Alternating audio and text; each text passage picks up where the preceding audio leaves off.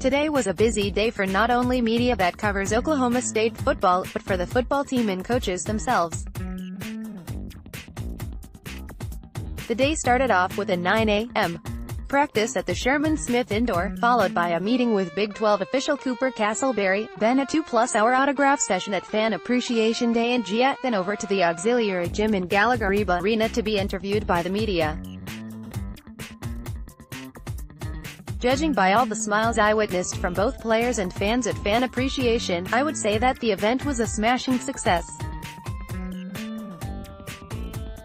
There's nothing quite like a young kid getting the autograph of his favorite players and Pistol Pete before the season gets underway. But following the appreciation event, the media made their way to the conference room in Gia to get Coach Gundy's State of the Summer address.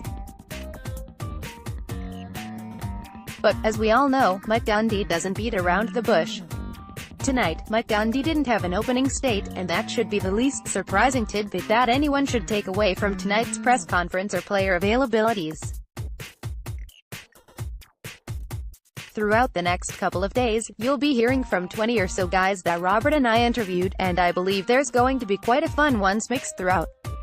You're going to get the chance to hear from Chuba Hubbard, Trayson and Tylan Wallace, Jelani Woods, Justice Hill, Taylor Cornelius and Tyron Johnson among others.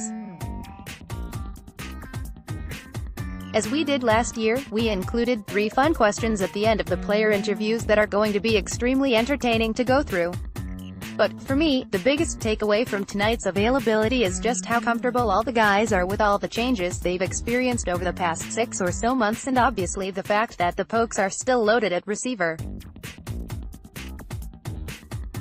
The guys at the quarterback position are fortunate that we have maturity and really good, awesome receivers, said Coach Gundy. We have a number of guys that have a lot of experience and should be good players, and then of course we have the running backs. I also think we'll be better on the offensive line than we have been in a number of years just from experience and guys understanding our schemes and concepts. That should help in bringing those guys along. As I made my way around the room and asked each of the offensive players on my list how big of an adjustment it is having a new quarterback commanding the offenses, they all said that having taken reps with Taylor Cornelius the past few years, there's really no difference. We've got several great quarterbacks who can all sling the ball well, said Dylan Stoner. They've all shown their strengths and I'm excited to see what the season holds. For a different perspective, I spoke to offensive lineman Johnny Wilson and he certainly doesn't feel the offensive line needs to do anything different this season with a new quarterback because their job remains the same, protect whoever's back there at all costs. It's not going to be any different, said Wilson. Before I got to play snaps with Mason, I snapped a corn dog all the time.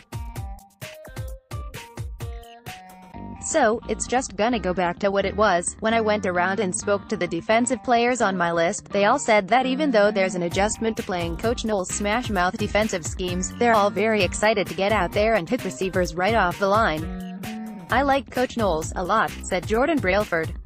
I like the new defense. I think everyone on the defense likes the new defense.